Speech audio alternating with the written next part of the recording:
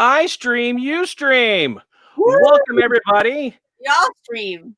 Exactly. We all stream for something to stream, right? Yes. Exactly. Well, welcome, everyone, to our premiere episode of I Stream, You Stream, where we take everything from Netflix, HBO Max, Disney Plus, Hulu, Prime, all those other things, and we're just going to talk about them. But today we're going to start with our first episode with 2 scoops of Wanda and Vision. Exactly. So I'm excited to do this. I am Lord Cash. I'm being joined tonight by Bitter Ritz and AllThatPat. How are you guys doing tonight? Good. Just good? Great. There it is. Take it up a notch. I am doing wunderbar. Wunderbar. I see kind of what you're doing there. So, but yeah, no. So tonight we are going to be talking about the first 2 episodes of WandaVision that debuted last Friday on Disney Plus. Do you realize it has been well over a year since something new that has been released by the Marvel Cinematic Universe? It's crazy, but yeah, I mean, unfortunately, the global pandemic has slowed down a lot of things. You know, I mean, technically, Black Widow, I believe, is completed, but it still hasn't released yet. Correct. It has a release date of, I believe, May 7th. So I know it just keeps getting pushed back. I'm really, as much as I do want to see this, I absolutely want to see this movie so bad. I want to see what they've done with this character. But I do not want to see it for the first time on Disney Plus. Like in theaters, you're saying? I do want that theater environment. I know both you and I have watched Wonder Woman 84, but we've watched it in our home theater. Right. If you've got a large TV, a great sound system, it still does not meet the audience reaction, the feel, that atmosphere that you get from actually going to a physical movie theater. And with the Marvel Cinematic Universe, we've gotten 23 individual movies over the past 12 years plus. So I will wait all the way through 2021 if I have to, just to make sure that I get to see this movie in the theater. We've already waited this long, so yeah, why not? Exactly. Now, if by chance it does happen and it does get released, I'm going to watch it. But whenever it does get a theatrical release, I will also go there and give my support for that as well. So, but anyways, yeah, no Marvel Cinematic Universe stuff for 2020. So that's a little sad tier. But hopefully, this is going to be great because we have 9 episodes total of WandaVision.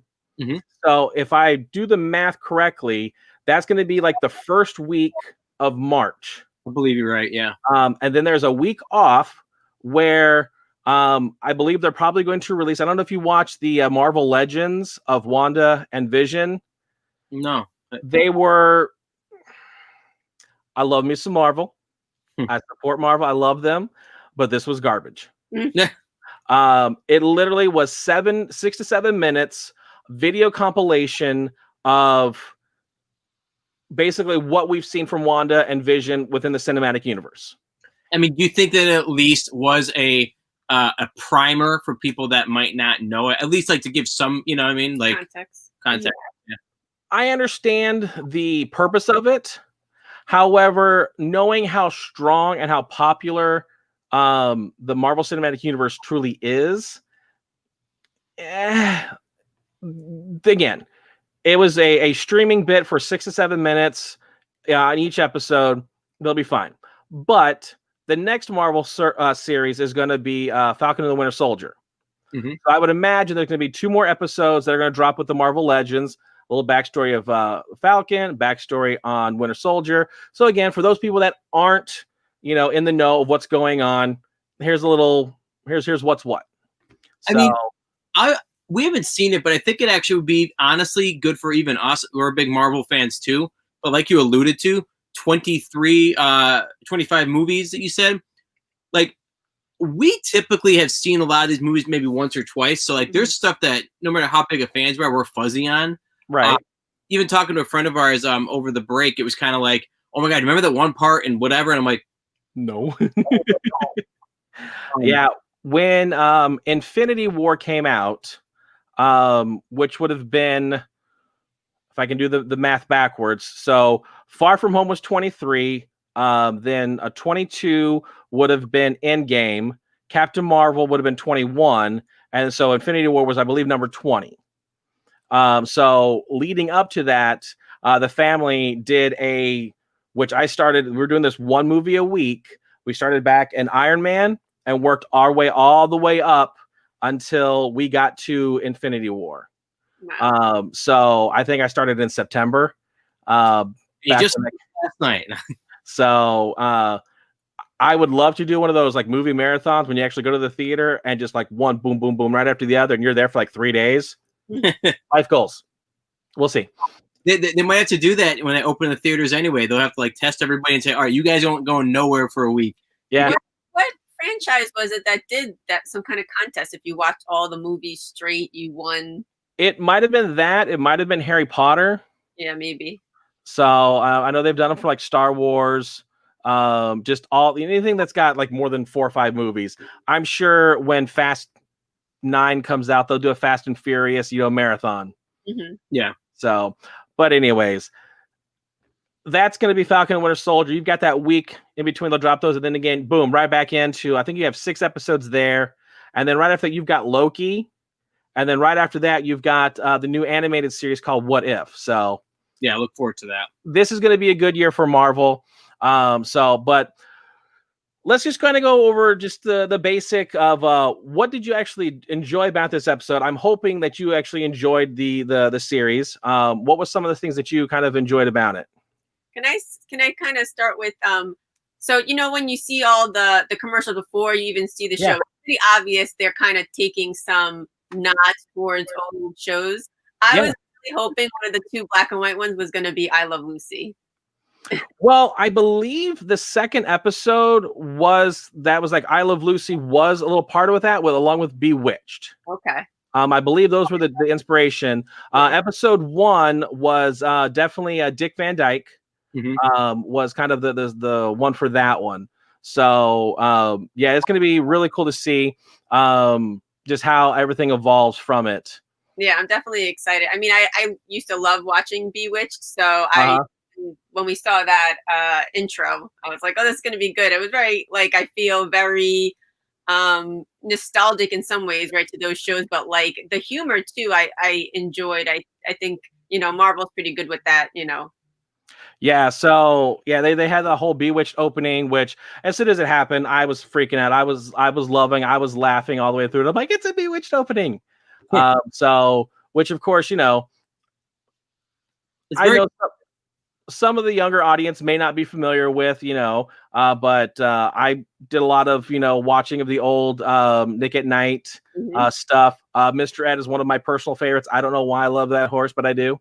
You think they're going with Mr. Ed and another theme? Well, now they're going color.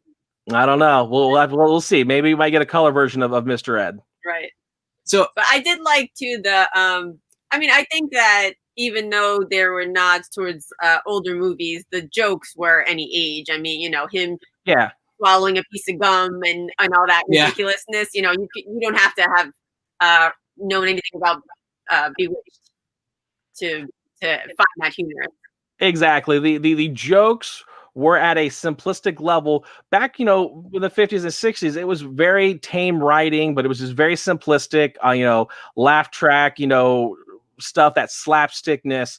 And that was absolutely fantastic. I absolutely enjoyed that. Now, what did you like about it? Yeah, I love the humor. I love the cheesiness. Mm-hmm. It was so cheesy with, like I said, like the audience laugh track. But I also kind of was almost like it was almost awkward in a way, and that's what they're going for. But no matter how silly it would get, they throw in these things that were just definitely clues to what's going on for real. Where at the end of episode 1, and the one husband of the boss was choking, and then the wife was all of a sudden just like, stop it, and it became very creepy. Mm-hmm. In the way, and I don't know if we want to get into it now, but if we talk about theories, I think we're going to hold off on that just a little bit longer. Okay. Because I know that's gonna be once we open up that Pandora's box and dive down that rabbit hole, there's no turning back. So, like I said, kind of do the whole would you like about it? If talk about the things you may not have liked about it, and then we'll kind of go down those Easter eggs / those theories that of what may happen in the remaining 7 episodes. Bottom line, it was really fun, and it had it was a silliness of there was one episode too where basically they're trying to hide the fact that Wanda had superpowers in the kitchen, and the whole misdirect of saying oh no, look over here when the boss, that's exactly the scene I was talking about, because it was so well shot and just so again, I keep saying cheesy, but we don't see TV shows quite like this anymore. I mean, we see some, but it's straight up sitcom. It's sitcom humor, and personally, I don't like real stuff. I'm not a big fan of things that are not funny. So this tickled me in the right places. The thing that I think also I appreciated is that they were making fun of themselves. They purposely almost weren't taking themselves seriously when they were making these shows. And I feel like when these shows were originally made, right, that was the humor, but now it's a level over, what it would be then, knowing that you're knowing it's cheesy and being okay with that. And, I think it the enjoyment of the show. I do think I was a little disappointed that they were only 20 something minutes each. I think they were that 30-minute mark, which again is your standard for your sitcom shows, especially for your I Love Lucy, Bewitched, those Leave It to Beaver type of era. You're gonna get 30 minutes, but then you've also got and this is not a segue by any means, but then you take out your commercials and whatnot. So we'll just see what happens.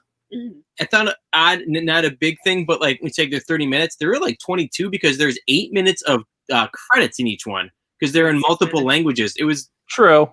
I was expecting a typical Marvel thing when I saw how long they were. I'm oh, there's going to be something in the credits. Nothing. I was yeah. They had a kind of a little it wasn't after the credits, but at the end was kind of that feeling of what you would wait for after the credits. They give you that cliffhanger right at the very end. So yeah. Was there anything outside of maybe the time frame that you didn't like? The only thing I didn't like, and it wasn't a bad thing either, is I just didn't like that I didn't know what was going on. I had no idea what WandaVision even was. When I saw WandaVision on the Disney lineup, for some dumb reason, I did not make the connection that it was Wanda and Vision. Right. You know what I mean? And so we talked about a week prior to this, and I'm oh, okay, I see what this is going to be. And we saw the little preview. But as soon as it started, and it's a black and white Dick Van Dyke sitcom, I'm what am I watching? What is this? So shameless plug for myself, or humble brag, I guess.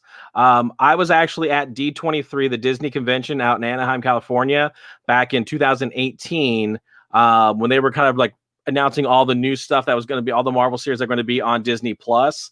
And Paul Bettany and Elizabeth Olsen actually came out on stage and was just whatever you expect, it ain't going to be that. This is going to be totally different than anything else we've done. So I've at least had that kind of at least help set me up. Mm-hmm. And then, seeing some of the trailers, I think the first one was released 4 months ago. But yeah, no, I've been waiting for this. So just because, again, the beautiful thing about Marvel is when they're releasing new stuff, they're always reinventing themselves. Right. Whether it's Ant-Man coming out as a heist film, you've got Winter Soldier, that's your spy thriller, Doctor Strange, kind of a little more of your horror type esque. They're always reinventing themselves, and this is just no different. They're giving us a new take on the cinematic universe, and I absolutely love it. Yeah, it's definitely.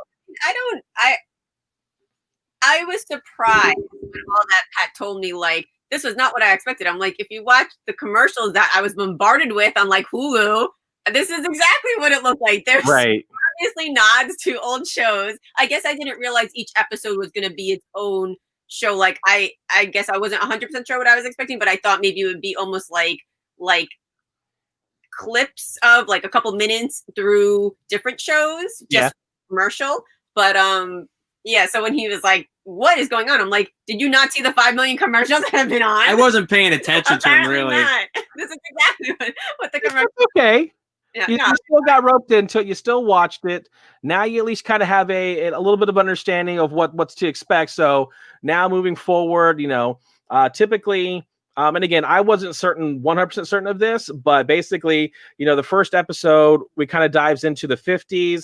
Second episode is 60s. As we alluded to at the end of episode 2, we've gone full color now. So we're going to dive into the world of the 70s tomorrow. So I cannot wait. It's going to be fantastic. I'm hoping that we have either a Family Matters or a Full House spin. I just want to see Vision say, "Did I do that?" And then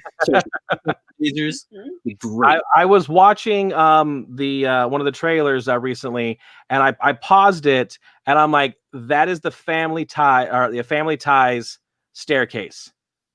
Really? So like when that said, there's one that looks like it's very much Roseanne. I think there's supposed to be one once you get towards the modern television. There's supposed to be like a Modern Family type of a feel to it, where they're kind of doing that documentary, talking to the camera. Somebody mentioned Brady Bunch. I would imagine the 70s, that's what we're going to get. A Brady's Bunch or like a Partridge Family type of spin to the episode. Just because, again, Dick Van Dyke, Bewitched, Brady Bunch, those are staple shows from that decade. So I can only imagine that that's what we're going to get for the next one. And even at that the end of it, when it went color, it almost gave you that Brady Bunch look and feel to it right off the bat. Right. So now, I know that there's been a lot of like Easter eggs. Now I don't know if we're making the trans, so like what in the first episode particularly, I saw more in the second, I feel, but were there any things that like stood out to like fans out there and like theories from the first episode, things that would stand out there, kind of be like, because the only I could think, like the only one I saw that I picked up on was again the boss's wife saying "stop it," thinking that might be just something like, outside of the world, without getting any further than that, But like, were there any things like imagery that stood out, like the lobster and all that? Yes, there was a few things that I saw and I caught. And I definitely will be diving into that for just a moment. I just had a thought and it left me right away. Well, I got it. I'm gonna say, repeat your question back, and maybe that might trigger the brain. No, I was just wondering, like, because we've both been talking about, all three of us been talking about, like, hidden messages, or Easter eggs that are embedded into the episodes. Like there's a helicopter in the second one, but right. Like in the first episode in particular, were there any that you picked up on, like, Easter eggs? So the one thing that like immediately stood out, and it was like the soonest thing that happened, was the commercial. So when you are talking about the Toastmate 2000 by the Stark Industries, that right there is significant because, again, it's Stark, Tony Stark, Iron Man, the very beginning of the cinematic universe. So of course that really stuck out to me. Now, I don't know if you noticed it, and for whatever reason, the image just was not populating up. But I'm going to pull up this image here. This was when it was actually like beeping.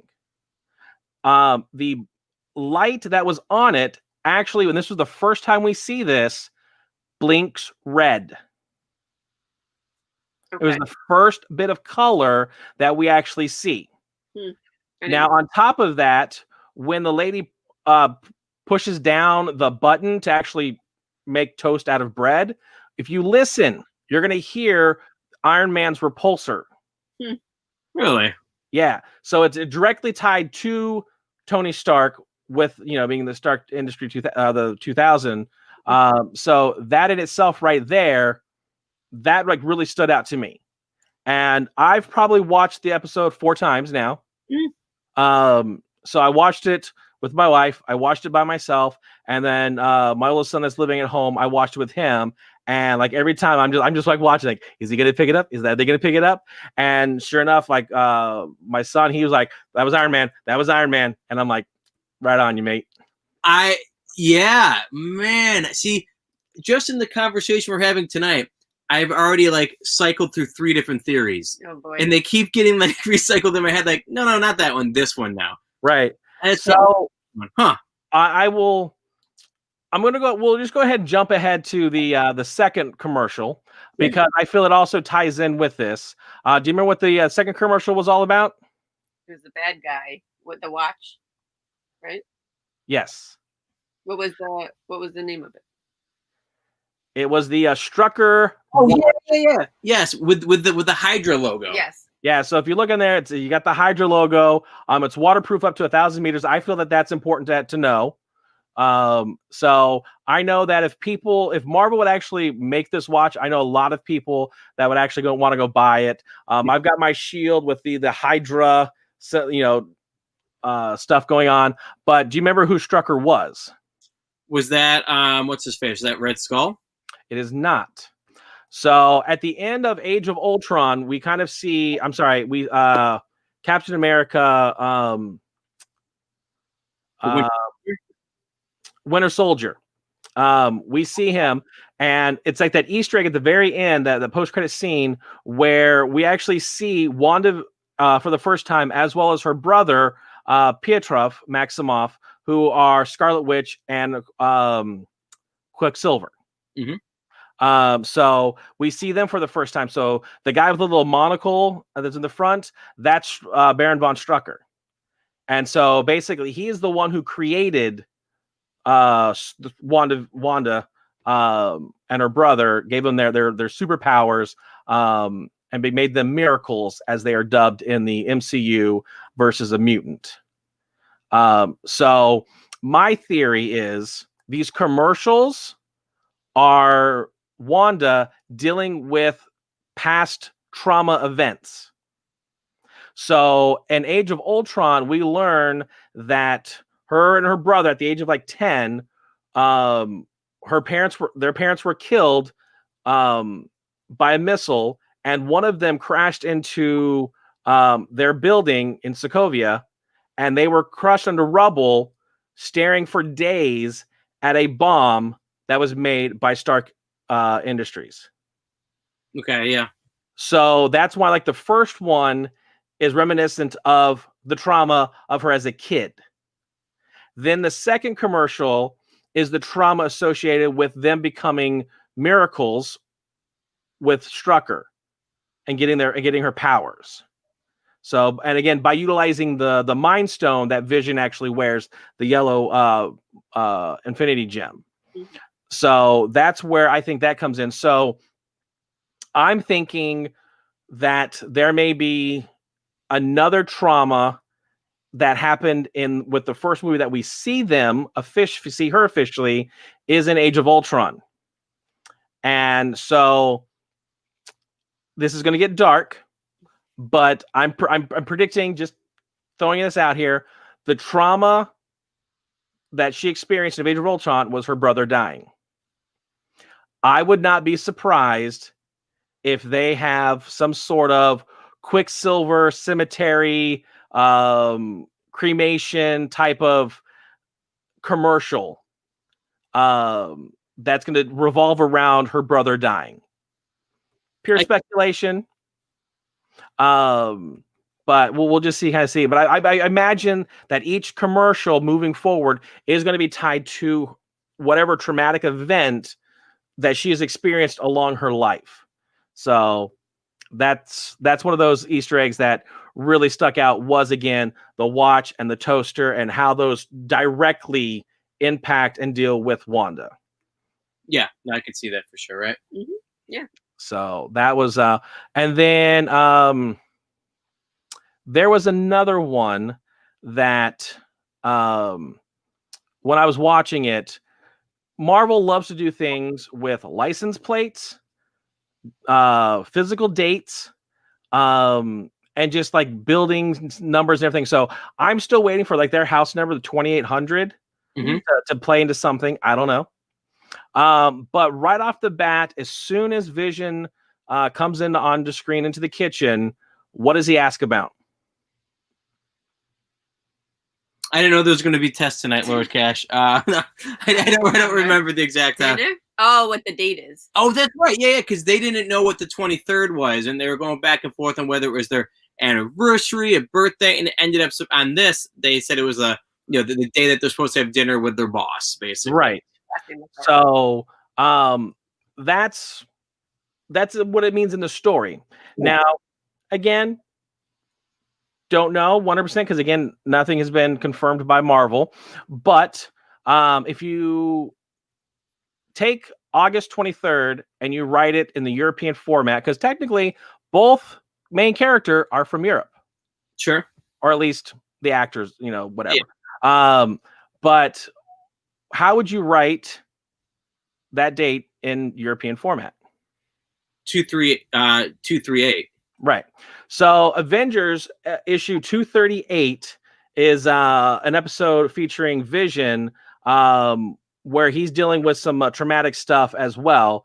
So I'm sure this is a nod to that comic book issue. Could be, could not be. Who knows? We'll just kind of have to see how it actually plays out. You're digging deep, but I enjoy the hole. Oh, the hole is this deep. I've got a backhoe and getting ready to excavate stuff. I'm going deep, man. I'm going deep. So, but there's that one. Now, I'll throw off another one that kind of stuck out to me a little bit. When the Hearts show up at their house for dinner, of course, Wanda's not there, and Vision goes off away to find out, where she is. You get the peekaboo game of guess who? Yeah. Is very reminiscent of how Wanda kind of met Tony Stark by kind of playing peekaboos almost and like putting the thoughts in his head about, being destroyed with the alien invasion and everything happening and what's going to happen. So this one's a little bit of a stretch, but it kind of made me think of that when it happened. So we'll see if that kind of plays into it, or I doubt there'll be much more into it, but we'll see. You never know. When it all comes up on after episode 9, everything that we're talking about tonight, it might have been like on the money. Right. Yep. So another one, and I guess if I see things, I'm like, I must do some investigation of what that is. When Wanda was setting the table for dinner, she was pouring a wine of Mechon de Memphis. That is my best French translation of how to actually say that. I don't speak French, so I'm probably butchering it completely. But basically translates to House of Content. Okay. There is a storyline, and what they've said that the WandaVision story arc is always, a lot of the other stuff is drawn from actual comic inspiration. So there is actually a series called House of M. So if you go back to the thing, you'll notice that the top of the wine bottle has the letter M, and it's very similar, per se, to the House of M. And in this series, Wanda actually rewrites the universe to where mutants no longer exists because she lost. I'm trying to remember if she had children and she lost them, so she wanted to go into a world where mutants never exist, so she wouldn't get hurt. And so that's kind of like where this storyline is kind of evolving from. Well, what we're doing in episode 1 and 2 is hiding their powers, essentially, and they've. I'm sure that's going to be something that they're going to be doing throughout the entire thing till you probably get to more of the modern time frame when they can actually be more upfront about it. Right. So another thing that stuck out to me, again, I see credits rolling at the very end, and I'm like, who are these people? So Abe Brown, does that name ring any bells to you? Abe Brown? Yeah. No. I probably would not expect that. So he actually, give me 1 second here. He was actually in the Spider-Man films. Okay. So is the character name or is the actor? No, the character. Okay. So he was part of the debate team. So you might remember him. He is also he did not disappear with a snap. So he actually fully went on and graduated during that 5-year time that everyone had disappeared. And if you look over his character on the left, he actually is very efficient in Kung Fu, in the martial arts, and has a big dealing with Shang-Chi, which is going to be an upcoming Marvel movie. So I think they're laying the groundwork of who this character is and reminding you of, hey, this is who he is and what may have happened. So we'll see if anything more happens. That was the only episode at the beginning that we saw the credits. But speaking of the credits, I'm looking for that slide. It's just crazy. All these like little like some of them I feel like they kind of smack you in the face or like more obvious, like the Stark one on the toaster. Like we picked up on that one at least for like seeing the name, but like seeing a random person's name in the credit just didn't pick up. Yeah. So, but I guess if we watch like a Star Wars thing and just randomly the director is like Luke Skywalker, I'm like, oh, I know that. Right. So the other thing that stuck out at the very end of the episode, once it kind of pulls back a little more from the credits, you may have seen this screen here. Yeah. Does anything possibly on here stick out a little bit to you, aside from being in color? I mean, I was wondering what the notebook was on the table. Yep. Look, almost like the Incredibles logo, to be honest with you, but I don't think that's being tied in. So with that, it is basically it is the logo for Sword. Okay. So it is a division of Shield. So of course, with Sword, you've got Shield. But in this in the Marvel Cinematic Universe, it stands for Sentient Weapon Observation Response Division.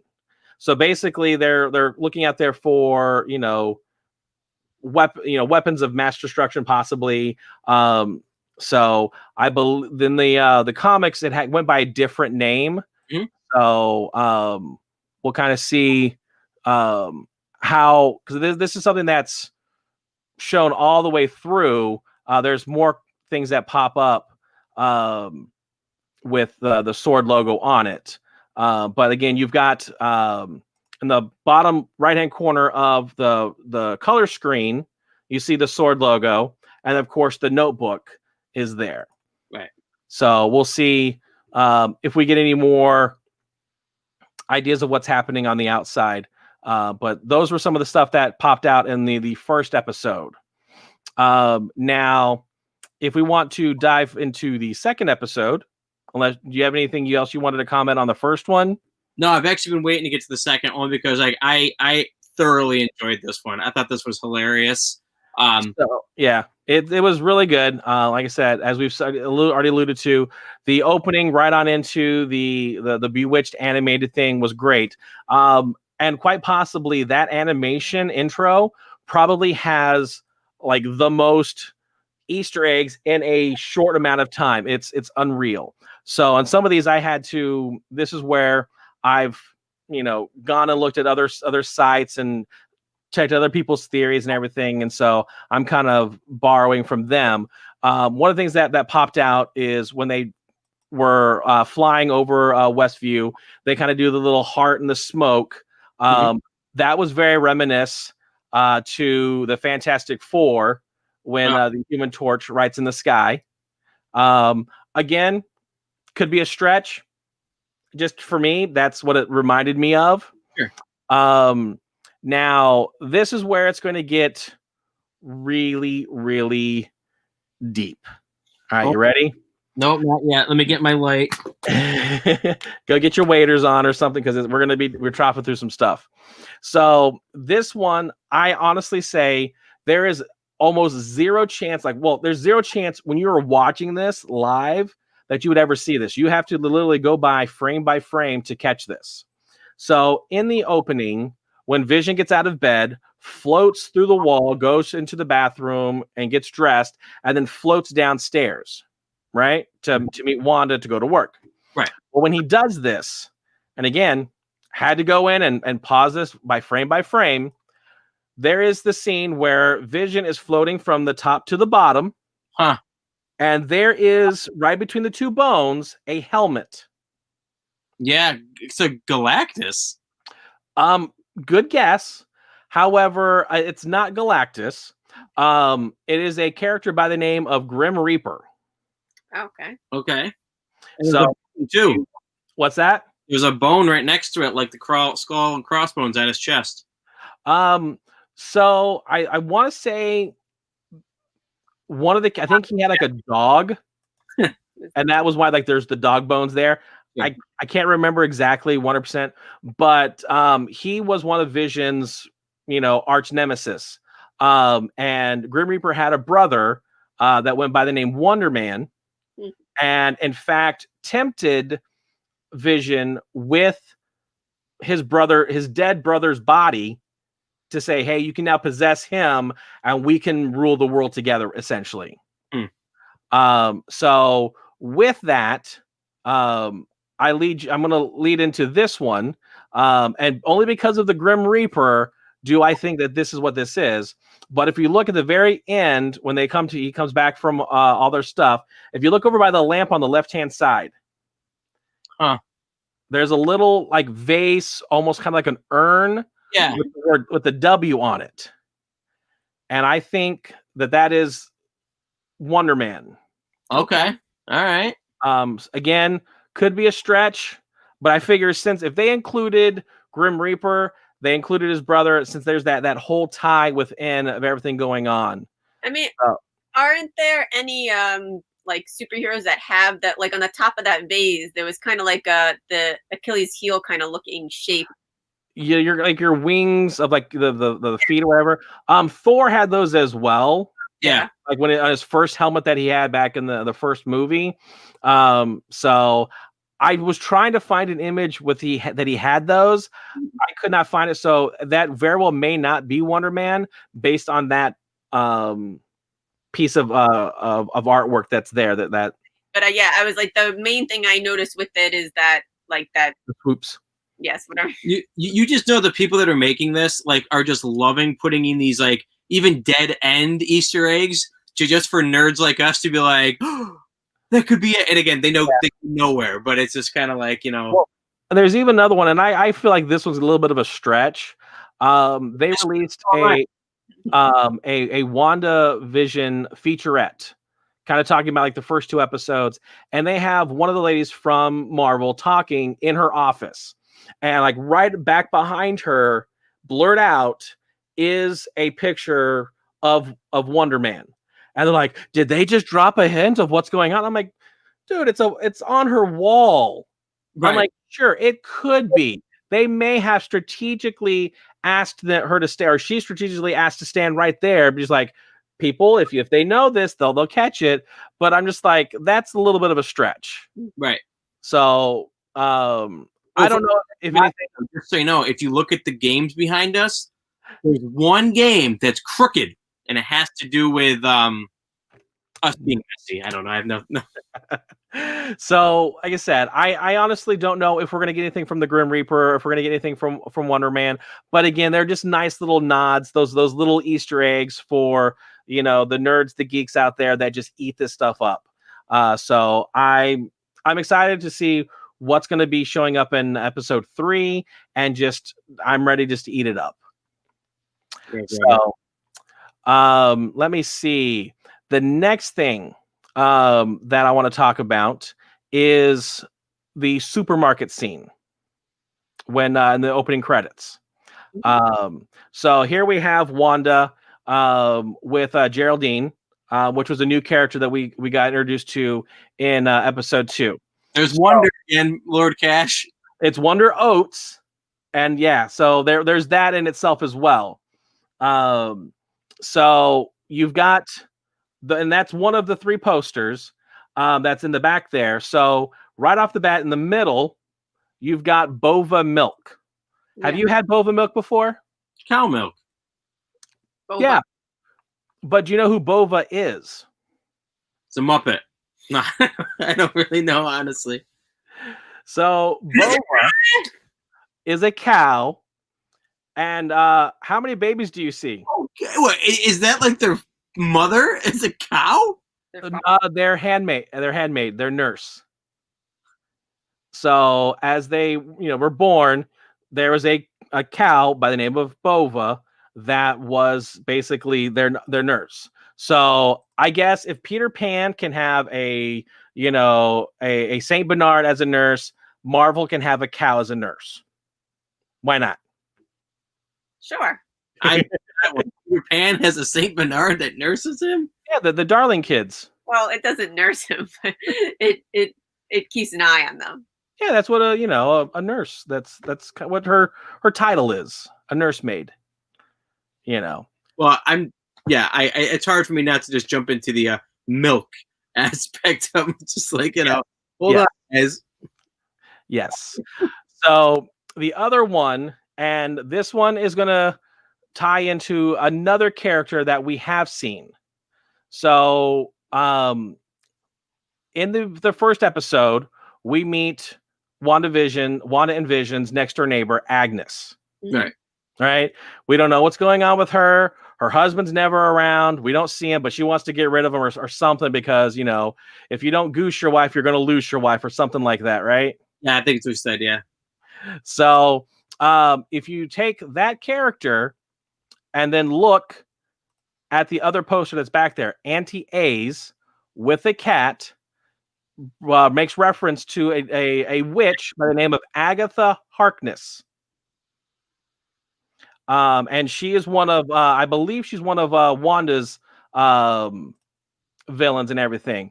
Yeah. And that may be just a name coincidence. But if you look at one of the trailers, you do see her in the car dressed up as a witch wearing black. Now, granted, Agatha has a pet cat, whereas Agnes has a pet bunny. Who knows? They're almost yeah, But no, this is like crazy. Like, and this is the what you just showed it. There was a trailer for WandaVision, like a future episode. Yeah, so that was I think that piece came from one that dropped like a month ago. Okay. So I was kind of going through in some of the other trailers just to see what have we seen that's already been in the episode and what stuff that's now in color that we haven't even seen yet. And there's a bunch of stuff. So I'm pretty big at avoiding trailers, which is probably why I didn't really pay attention to what the show was even about initially. Right. See, for me, Marvel typically does pretty well on not spoiling their movies with trailers. Typically. And because this is a show that we really have no idea about, I'm just diving in. Oh, sure. Absolutely. I'm going in, right on through. Now, again, this is something that has already been out there. So this is small spoiler territory. But again, it's stuff that's in the trailer. It's media press event stuff that's out there. So I don't feel bad about sharing this. But we talked about Geraldine, right? The new person that's introduced in the second episode. Yeah. By chance, do you know who this person is? No. She's Geraldine. Correct. However, by chance, because we've already dealt with Sword, she is a Sword agent by the name of Monica Rambeau. No relation. I was just gonna say, like, wait a minute, Rambo? No. So, does that name ring any bells to you? John Rambo, but we already made that joke.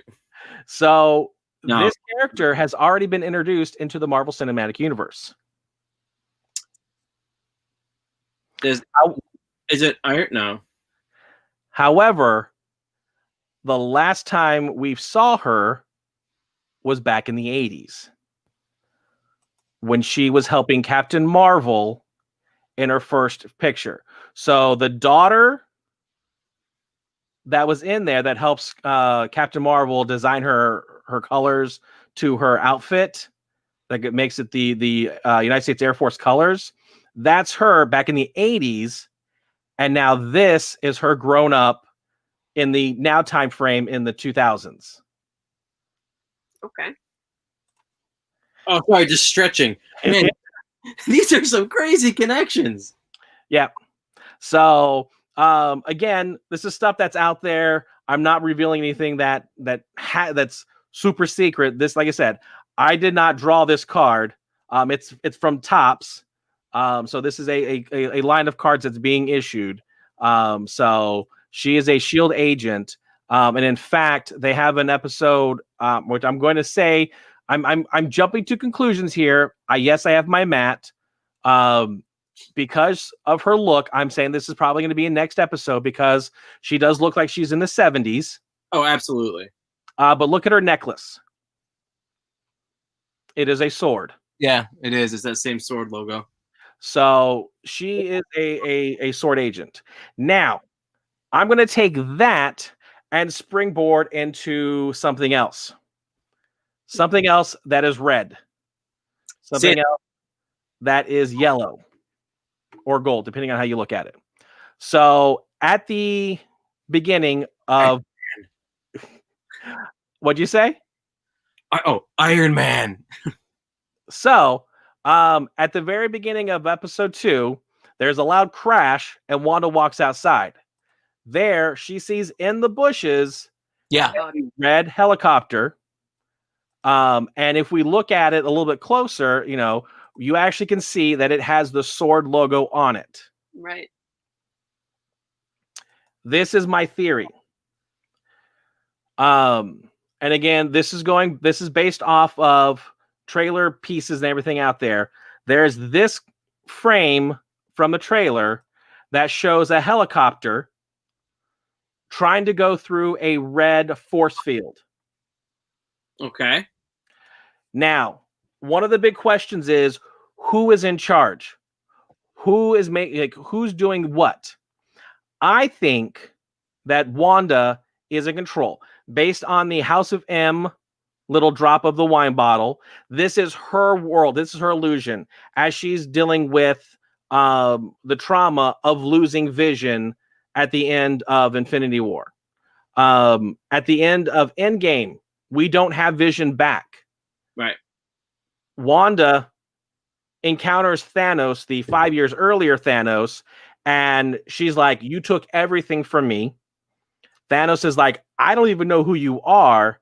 And she's like, you will. So she is dealing with some trauma here. And I think that there is a secondary party that's involved. I don't have the image of it, but a lot of people are dropping a name of Mephisto. Okay. I haven't found the connection within the episode to bring that claim to light, but he deals with bringing things to life as far as like nightmares and things of that nature. Right. So I think that possibly him doing that with Wanda's powers, that they are kind of creating this world. Yeah. And so I also think that Vision is alive again. And my thought process for that is you have segments of the show where he's off at work. He's dealing with his own storyline. I feel that if he was a figment of her imagination, then she would not know what's going on. Then he would know what's going on because he's part of her illusion. Right.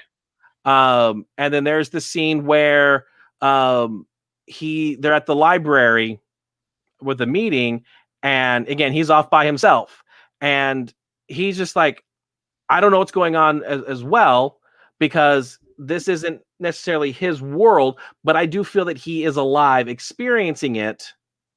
But Wanda is in control of it.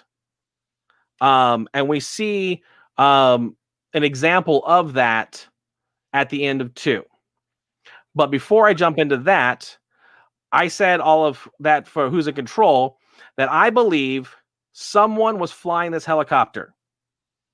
I think that the helicopter went through the barrier. Wanda has to process this helicopter coming into the 50s time frame, and the easiest way to do that is to say that it's a toy helicopter. Now, helicopters generally do not fly by themselves. I believe Monica is the pilot, the sword pilot, that is flying the helicopter, and again has to assimilate her into this make-believe world and creates a new character, which is why when they're at the function discussing, what's going to happen at the talent show, she's like, I don't know what's going on. Just kind of appears. Yeah. She's like, what's your name? Geraldine. So she herself is trying to find out her place within this world of make-believe. Right, because she literally does just appear when they do the magic trick. She just kind of, exactly. She's just like, so she just somehow. That is like I said, that's a theory that I have. Now, as far as another thing, if we look at the beginning of the second episode, they fly down and land in front of the Welcome to Westview. The tagline says, home, it's where you make it. So again, another nod to the fact that Wanda is in charge of this world. So we're going to see exactly, and with the whole Mr. Hart choking, he's being very emphatic of where did you come from? Where did you get married? And I think not intentionally, Wanda causes him to choke. Okay. And if you look at, for lack of better words, 70s mom, she's like, stop it. Yeah. Stop it. And at first she's looking at her husband, but then she looks at Wanda and just as eerily and cheerful as she can, stop it. Yeah, it's so weird. Stop it. So like she's like talking to Wanda saying too far, and then of course she breaks character and says, Vision, save him. Mm-hmm. So, and then of course, once all that happens, boom, the make-believe world is set back into reality. Yeah. And the story, oh, look at the time, we have to go. We'll talk about the promotion in the Monday morning, And so it's kind of seeing all these things, I feel like I almost need a push board with all these images with the red, things going, okay, this is tied to this, and this is tied to that. I feel that would be amazing. So next time, Lord Cash. Right. So the other thing that I want to talk about is the radio. Mm-hmm. I heard it. No, never mind. What's that? Nothing. I thought I was making a joke, but it kind of fizzled out before it even made sense. He was going to say the radio killed the video star. Yeah. I hope it doesn't kill this podcast or video thing we're doing. But anyways, so here we have Wanda talking to Dottie, played by Emma Caulfield. If you are a Buffy fan, she played Emma towards the later seasons of that. She was married, was engaged to Xander. Absolutely loved it. She's also in that her character is afraid of bunnies. I thought the little connection there with Mr. Scratch and having Emma Caulfield there was funny. But anyways, so as they're talking, Dottie questions what Wanda's doing. And so she's like, why are you even here? And then like Wanda's like, I assure you, we're not here to hurt anybody. And she's like, I don't believe you. And then from there, you start hearing the Help Me, Rhonda song. Oh, yeah. but it almost sounds like "Help me, Wanda." Right. Yeah. So with that, of course, it explodes, but you also hear a voice over it. And of course, you get to see another splosh of color. You can see the blood on her hand and everything. By chance, did you recognize the voice from the radio? And you hear it again at the end of the episode where it's like, Wanda, who's doing this to you? When I heard it, I did actually make a connection, but I don't know off the top of my head now. It's been a week. I wish I had listened to it again. But I remember when I heard it, I was like, that sounds familiar. I'm going to drop a name. Okay. He's been in the cinematic universe before. Yep. Agent Jimmy Woo. Oh, no. That's not. No. That was So in the second Ant-Man movie, Ant-Man and the Wasp, there is an agent that is giving Scott a lot of trouble, and that is Agent Jimmy Woo. Oh, from Cattleman's Ranch. Fresh off the boat. So if you go back and listen to it, you hear his voice plain as day. I'm like, that is him. So he has been another character. If you go into IMDb, that you're going to see that this character is part of it. I feel that at some point, we're going to, as I mentioned, the helicopter trying to get through. I have a feeling at some point we're going to kind of do a flashback of all of a sudden this red dome appearing. Sword is going to activate and rush out to, figure out what this is, set up stuff, try to get in, try to send a helicopter in, do this, do that, and try to get in to figure out what is on the inside of this dome. And once they realize who it is, they find out that it's Wanda. And I think that that's going to evolve and, get into more of Jimmy's character. But with that, the end sequence that also shows that Wanda has control of what's going on. At the very end, Wanda gets up and is going to go get some popcorn. She's pregnant. Yeah, that was very surprising too. Yeah. So she does that, and then all of a sudden they're about to kiss. Loud noise outside. And of course, Vision's like, if it's that daggum, tree again, I'm going to pull it out by its roots. They go outside, and all of a sudden they look out there and they're like, what is that? It's the manhole cover moving. And I'm like, it's going to be the turtles. I bet. Right, exactly. Yeah. But of course it wasn't. It was a, if you look, it comes out. If you look at the back, it does have a sword logo on it. Jeez, so much sword. I wasn't familiar with sword, group until like now. Now I definitely know it. Yeah. So there, and if you notice, there's like bees all around them. So it's kind of a beekeeper. Now there is another organization within the Marvel universe that goes by the term beekeeper. Oh. And that is, you may know them as AIM. Killer bees. So AIM is Advanced Idea Mechanics. Now, technically, we saw this organization. It's in the Marvel Avengers video game. Yeah. It's the main nemesis that you're fighting in the Marvel Avengers video game on PlayStation. Boom! Exactly. But at the end of Iron Man 3, the main bad guy, and his name is eluding me for right now. He essentially is the one who forms AIM. They're trying to do the biomechanics with and blowing people up or whatever, essentially. But that's AIM. So we've already seen AIM within it. I don't believe that this is actually related. I just think that same thing of he's wearing a hazmat suit, trying to get into the bubble, and the world is warping it to, well, hazmat suit, beekeeper suit. Well, let me add some bees around it, but it still keeps the sword logo there. Yeah. But then, of course, Wanda goes, no. Which causes the whole episode to rewind back to when they are having that wonderful moment of Is this true? Are we really pregnant? You know, they have a kiss and then something magical happens. Color. We get color.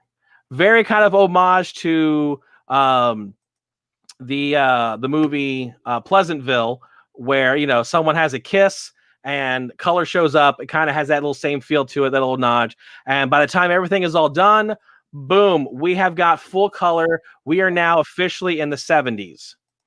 So that's everything that's there. We're gonna see what actually happens as that evolves. Right. I do have a question for you. I don't know if you caught this.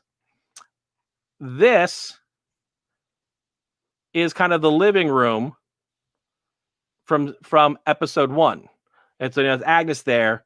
I really don't have a better image, but actually I take that back. I do have this image right here.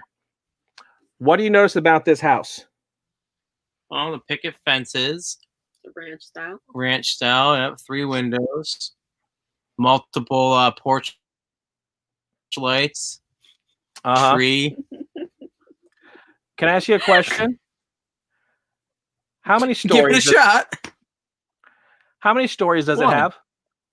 Then why is there staircase? Huh. That's continuity error right there. So it's one of those things where as the show evolves, because again, that is straight up like the Bewitched set. It has that staircase right there in the middle, right there by the door. So as it evolves from 1 to 2, we got a staircase, we got a second floor, because now at the end, she's having babies. We're gonna have a larger, you know, family. So that in itself was kind of cool that I missed that. It is weird, yeah. So, care to learn about one more character that's going to show up? Sure. Does this character look familiar? She's looking at something that's scary. So this is taken from the WandaVision trailer. So does she look familiar at all? I really wish, Lord Cash, that I could say yes. How about if I add this image? That's Natalie Portman. Yep. So it's from Thor. That is correct. So that is Darcy Lewis, sorry.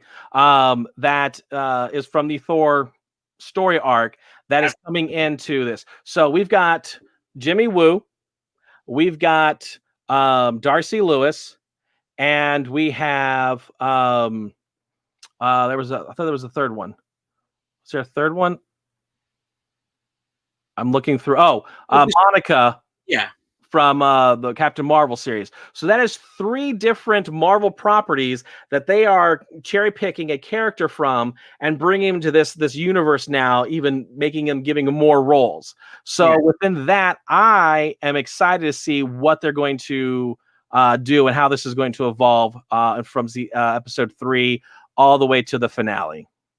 Yeah, definitely. And like from now on, it's going to be 1 episode dropping, right? Yes, there's going to be 1 episode per week now. So next week won't be as entailed, hopefully. Hopefully there won't be as many Easter eggs. But basically, yeah, we are diving over 2 episodes here, 2 sets of Easter eggs. So hopefully we'll be able to be a little more time efficient next week. Well, I mean, I think it's a good dive, though, because we had 2 episodes, Lord Cash, and I think any of our audience is going to be feeling just like Bitter Ritz and I, overwhelmed, but in a good way. Like you took us to school tonight, and we had no idea this was going to be an AP class.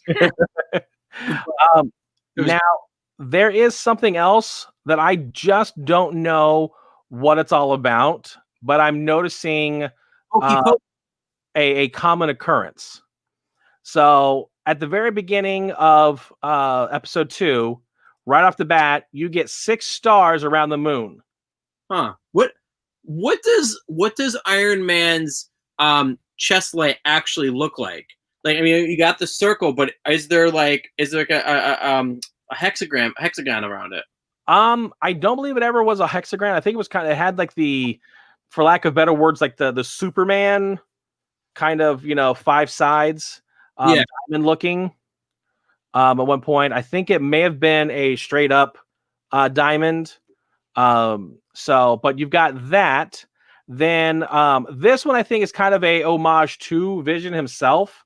The box, if you look at the door, it almost looks like it's Vision's head. Oh, yeah. He was brought to life by Thor's hammer, Mjolnir. That was the god of thunder, the god of lightning, kind of bringing Vision to life there. But again, you've got that hexagon in the midst of it. And then, of course, both at the end of episode 1 and 2, when they go to credits, you get that hexagon shape again. So I don't know if that's just a common shape for Vision, or for, just, I'm sure there's something there because it's constantly being shown up throughout the series so far. Right. So, but again, we've barely scratched the surface of episodes 1 and 2. We've got 7 more episodes left to go. So I'm excited for this ride. I've buckled up. I'm pulling on the yellow belt strap. Do you guys have anything else you wanted to kind of share, talk about, comments, questions, concerns? It's funny because I don't know how much I'm going to enjoy it as you get more things revealed. I know I love when things get coming out, but I get told the first 2 episodes, I was so entertained by the show itself. It didn't have to be Wanda and Vision for me. I just like the style of the show. And I'm curious how I'm going to continue to enjoy it as the themes and the eras move forward. You know what I mean? But bottom line is I am excited. I am looking forward to this a lot. It's taking some of these characters that I'm not that invested in. I like Wanda and I like Vision, but those secondary characters that I don't think either one of us even picked up on, I don't care about them, but I'm excited to find out why I should care about them. No, you know what I mean? In the words of the other Olsen twin, how rude. Technically, that was Stephanie, but same show. I think that she mimicked her sometimes too. Exactly. Bitter Ritz, anything that you want to finish and end with? Not offhand. I think I need to buy a lobster door knocker. There you go. Those were really nice to see. I think they're in season specific time frames of the year. So, when lobster's in season. All I can think of is it Lobster Fest? I'm thinking about the Red Lobster, Lobster Fest. Dunkin' in. So, all right. Well, I think that is going to conclude our premiere episode of iStream Ustream, where we have dived into the first 2 episodes of WandaVision. I think I've covered a bunch of stuff. At least that's what you're telling me. Yes. And now I'm in the mood for some ice cream. And lobster ice cream. There you go. Not sure how that would taste, but I'm sure I'm actually willing to say that that's probably been, created up in the main area.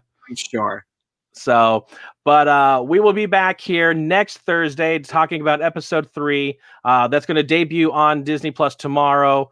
So if you are one of those midnight, if you're up on the Eastern standard times, then you may get to see it at midnight. I've never been awake to see if it actually drops at midnight, if it's 4 a.m. I'm usually catching it 9, 10 o'clock after I've gotten the kids to school. So I'm excited for the next episode. I can't wait to talk about it next week. All that, Pat, Bitter Ritz, where else can we find you on the old interweb of sorts? Well, obviously, you and I have our wrestling show, it's the Slam Nation, Mondays at 7 p.m. Eastern Standard Time. We got to get back on the wagon. We've been a little MIA.